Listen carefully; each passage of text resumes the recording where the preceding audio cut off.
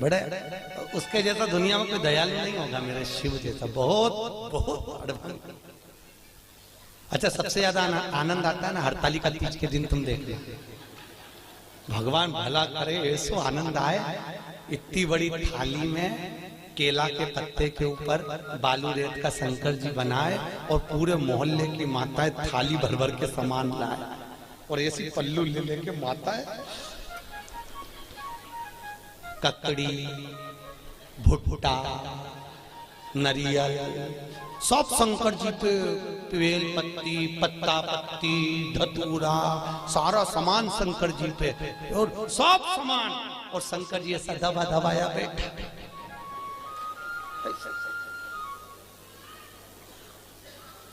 पार्वती जी बोली हटाऊं क्या? शंकर जी बोले धरे रहने दे, अब तो सुबह 4 बजे हटेगा। और ये पूरी रात भजन गाती फिरे, तांबा का हंडा तातो धरो पानी। शंकर जी बोले रहने दे, सुबह से लेकर शाम तक में 25 बार नहवा दी।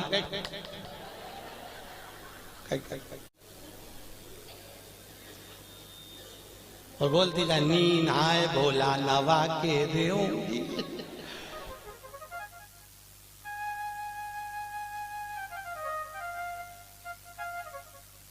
इससे ज्यादा आनंद आवे तो कावड़ यात्रा में तुम देखना, और ऐसी भीड़ और लोग कावड़ ले लेके और भगवान पे जो गंगा जल फेंके, जो यहाँ की कावड़ तो हमने नहीं देखी कि यहाँ पर पानी कैसे चढ़ाने देते हैं, पर काशी में तो ऐसी भीड़ आती है और गंगा जल ले लेके पानी भगवान शंकर पे फेंकते हैं, और कहीं कहीं का तो गंगा जली। और पार्वती जी माँ पीछे कांच में बैठी, और बैठी बैठी के भोलेनाथ जी क्या स्थिति है। शंकर भगवान बोले आन दो, अपन तो बैठे थे।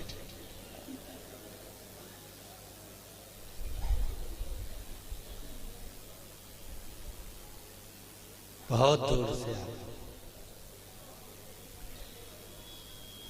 बहुत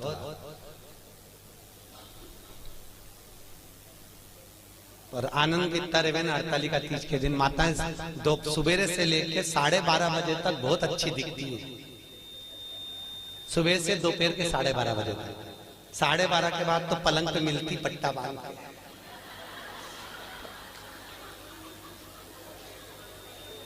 फिर 4 बजे उठती, फिर जाके नहा के बाल, तो भी मुंह पे स्माइल बिल्कुल नहीं दे, बेचारी ऐसी दे जैसे मरी हत्या।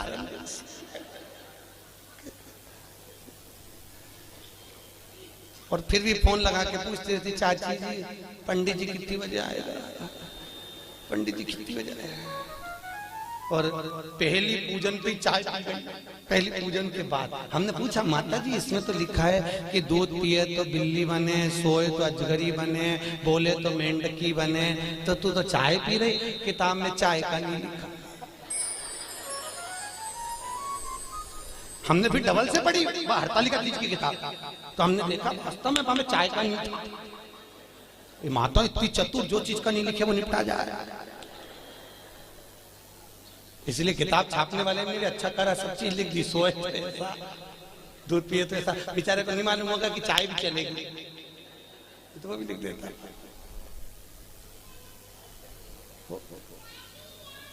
महाराज शिव करुणा सागर, उसके बराबर दुनिया में कोई करुणा नहीं कर सकता। राम जी की सेवा में तो ये भी चाहिए वो भी चाहिए, और कृष्ण की सेवा में भी ये चाहिए वो चाहिए, और शंकर की सेवा में तो पानी चढ़ाओ तो ठीक है, नहीं चढ़ाओ तो ठीक है, नहीं तो यहाँ तो शास्त्र कह रहा है मुझे कुछ भी प्रिय नहीं है। शिव कहते हैं मुझे केवल एक प्रिय है और वो सत्य प्रिय है, इसलिए सत्यम शिवम सुंदरम, मुझे सत्य प्रिय है। इसलिए जो मर जाता है उसको तोप के ले जाते हैं, तो चिल्ला चिल्ला के जाते राम नाम सत्य है। दुनिया के लोग इसलिए चिल्ला के ले जाते हैं कि इसको स्वीकार कर लेना, इसी ने सत्य बोला है, हम तो यूं ही झूठेले हैं ला रहे हैं। हमारा काम तो इकट्ठा करके तुम्हारे यहाँ छोड़ना, असत्य नाम सत्यमय जीवन को जियो।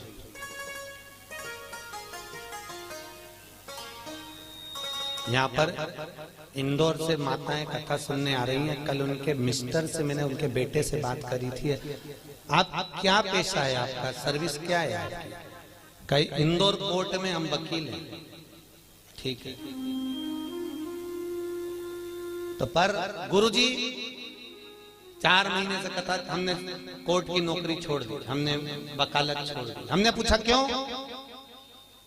शिव महापुराण की कथा में आप बोलते हो कि सत्यमय जीवन जियो और वकील बन जाते हैं, तो इतना झूठ बोलना पड़ता है, इतना झूठ बोलना पड़ता है, परिवार चलाना पड़ता है। आज भी वो माताएं आई हैं, आज भी वो भैया आया होगा कि नहीं आया होगा? आया कहीं आए? आज भी वो कथा में आया, कहे गुरुजी मैं दूसरी नौकरी कर लूंगा पर झूठ बोलने की नौकरी नहीं चाहिए मुझे, क्योंकि मुझे जाना उसके पास में है तो मुंह भी उसको दिखाना पड़ेगा।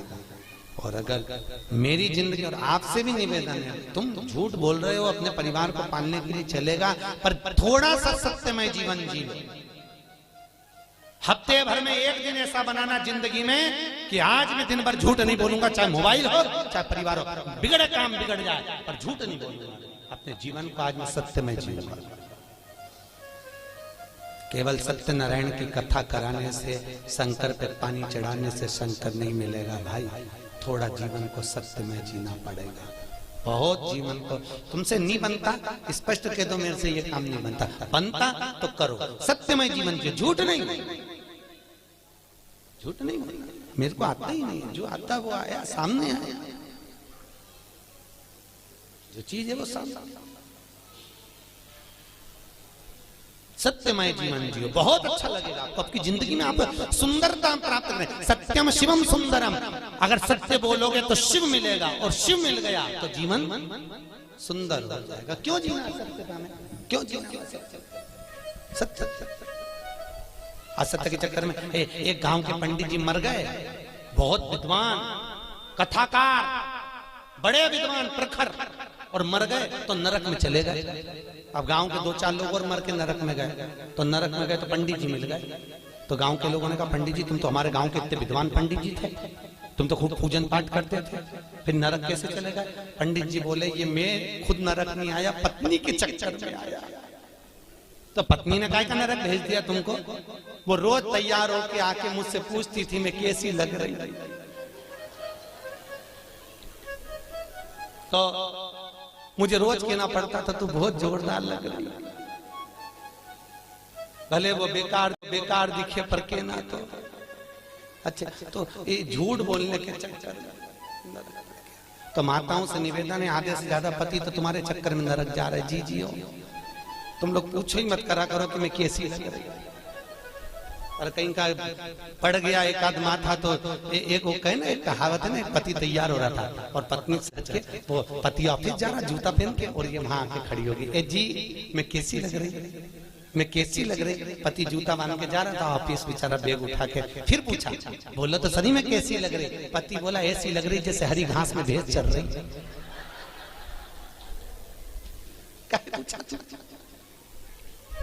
पूछा ही क्यों? भगवत तत्व की शरणागति है महाराज। जीवन में थोड़ा सत्यमय जियो, सत्यम शिवम।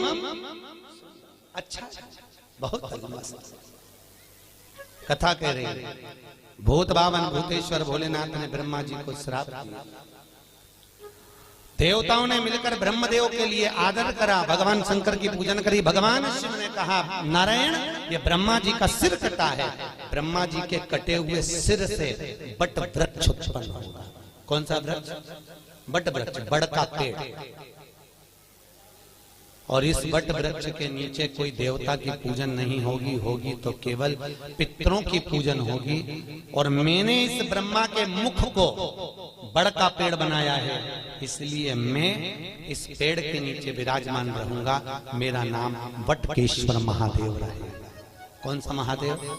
वटकेश्वर। यहाँ पर भी होंगे बटकेश्वर महादेव कहीं ना कहीं। महाराज बड़केश्वर महादेव, जो घर में चिड़चिड़ापन रहता है, क्रोध रहता है, झगड़ा होता है, क्लेश मचा होता है, घर में शांति नहीं रहती, तो बड़केश्वर महादेव के मंदिर में जो जलाधारी होती है, उस जलाधारी में अपना नाम और गोत्र बोलकर बेलपत्री की डंडी को फंसाकर उसमें 1 लोटा पानी और दूध चढ़ाकर आ जाइए, घर में शांति हो जाती है, कभी क्लेश नहीं मचेगा। सोमवार की अष्टमी के दिन यह क्रम किया जाता है। कौन से दिन? जम के बोलिए। सोमवार की अष्टमी, बटकेश्वर महादेव के मंदिर। बटकेश्वर शिव को भगवान ब्रह्मा का मुख बड़का हो गया। समय आया, ब्रह्मा जी ने सृष्टि की रचना आगे बढ़ गई।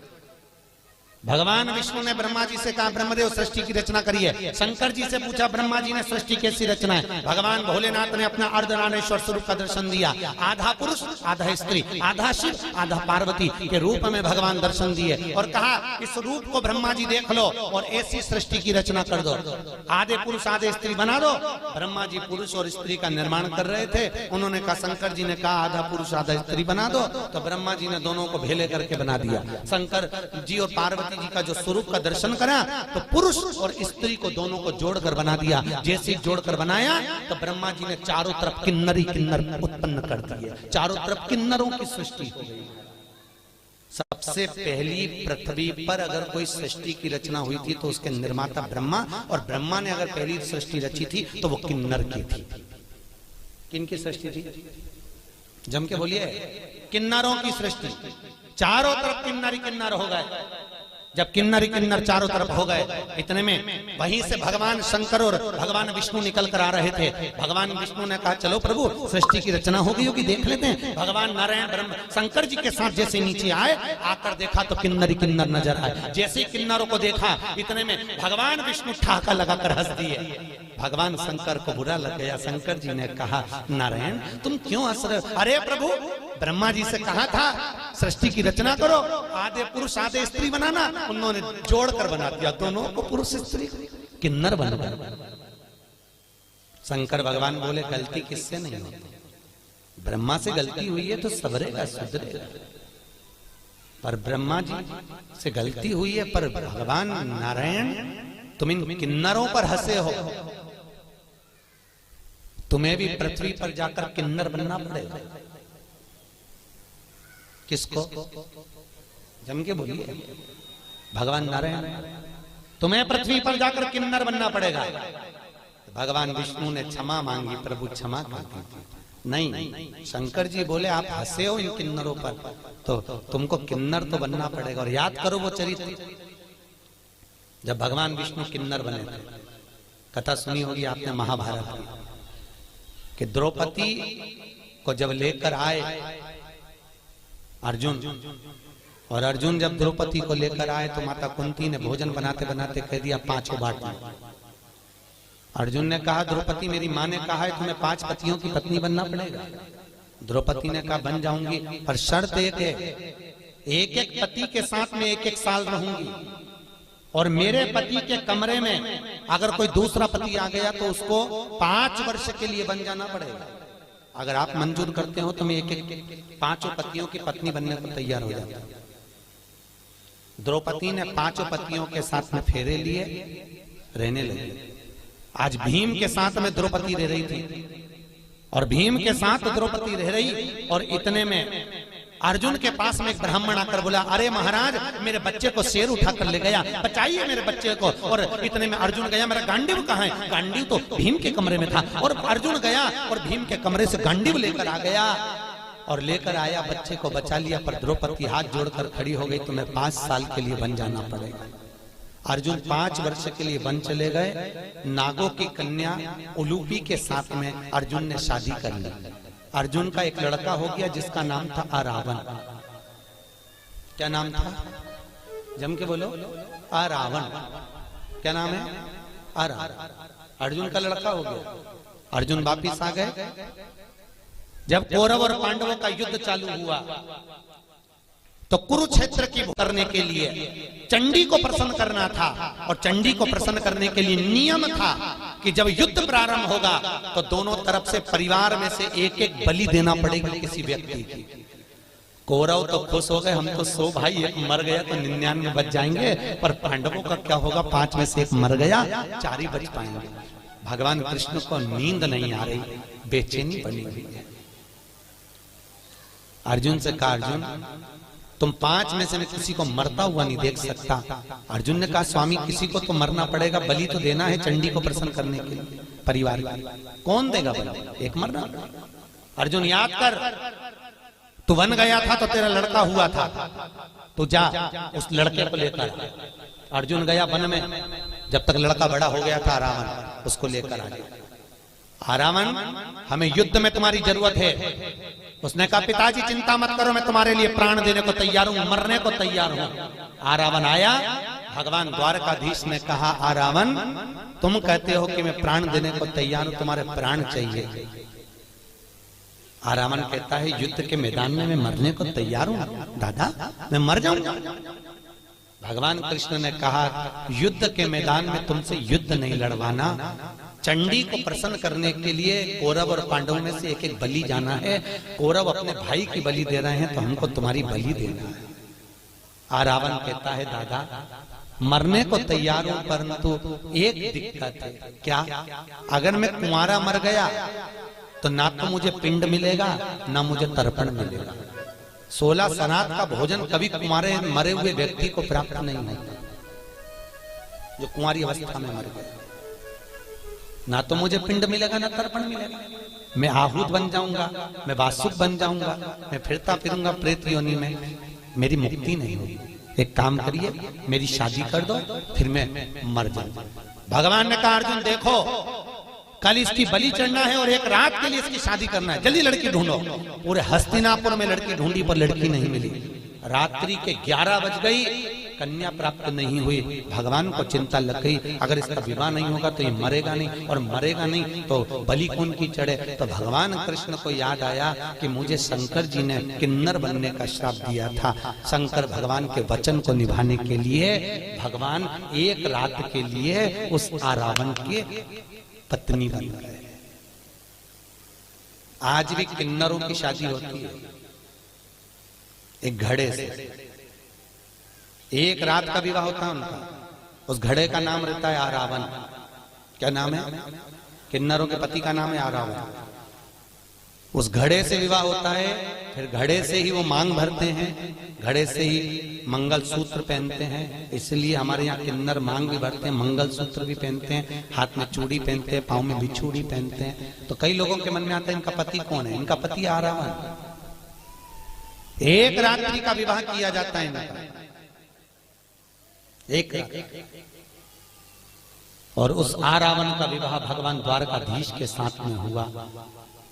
किन्नर भगवान को बनना पड़ा, प्राण छूटे उस रावण के। भगवान फूट फूट कर रोए।